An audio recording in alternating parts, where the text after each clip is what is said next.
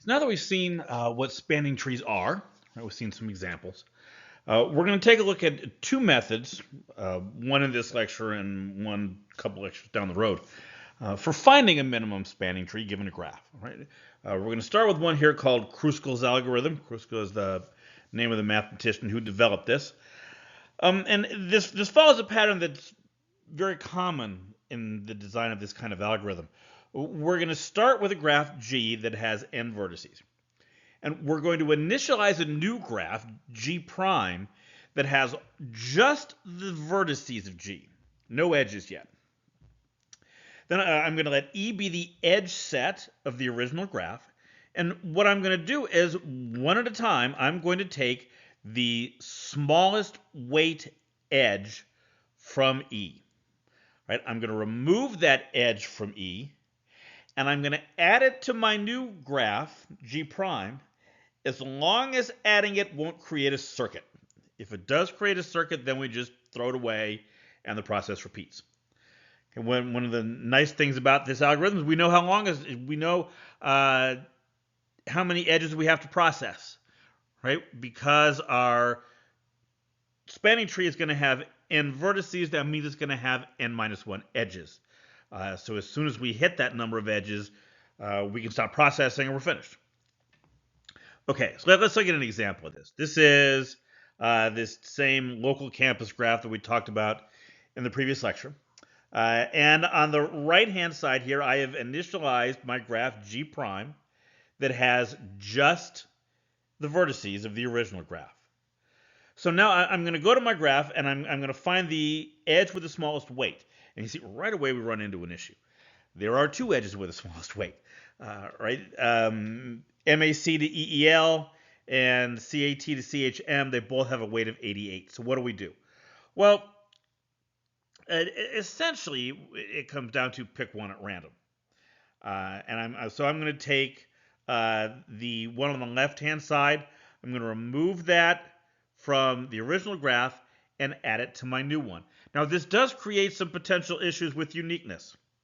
Okay, it's not going to make a difference in our graph here, but potentially adding one could create a situation where you can't add the other because it would create a circuit, and now you're going to end up with two different graphs, two different spanning trees, excuse me, depending on which path you decide to take.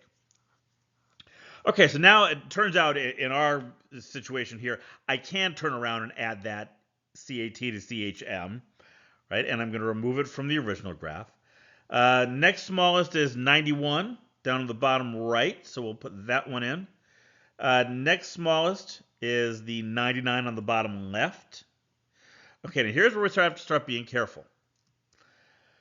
The 100 is the next smallest, but I can't add that, because if I add that, it's going to create a circuit over there on the bottom left. The next smallest is the 112, but I can't add that one either for the same reason. It's also going to create a circuit. So I'm going to remove those from the original graph and essentially just throw them away. Okay, the next smallest is the 125, and that one I can add. Now let's keep track. What do we have? 1, 2, 3, 7 vertices here, right? And I've added 1, 2, 3, 4, 5 edges. So the next edge that I'm going to add is going to be the last, because that's going to bring me up to 6 minus 1, which is, of course, 5. That's going to be BSC to CAT, right? I add that one, and even setting aside my count of the vertices versus edges, you can see that we do now have a spanning tree.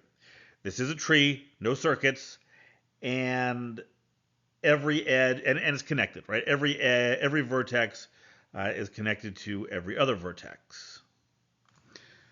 And I know I didn't add the numbers over there as I was going along. I didn't add the weights.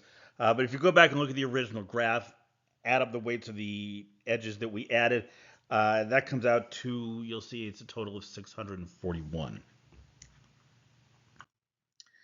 So, great. I mean, we've got an algorithm, and it certainly felt good, right? I mean, it kind of intuitively, I think it makes sense. You know, you keep adding the smallest ones, and you're going to end up with the minimum.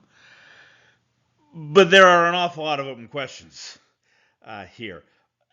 Is it always going to be possible to find an edge Well, we're at the point where we still need to add edges that doesn't create a circuit. When we get to the end of this algorithm, when we've added that n minus 1 edge, how do we know that this thing is going to kind of close up and be connected? And for that matter, how do we even know that this is coming out to be the minimum? A lot of open questions here.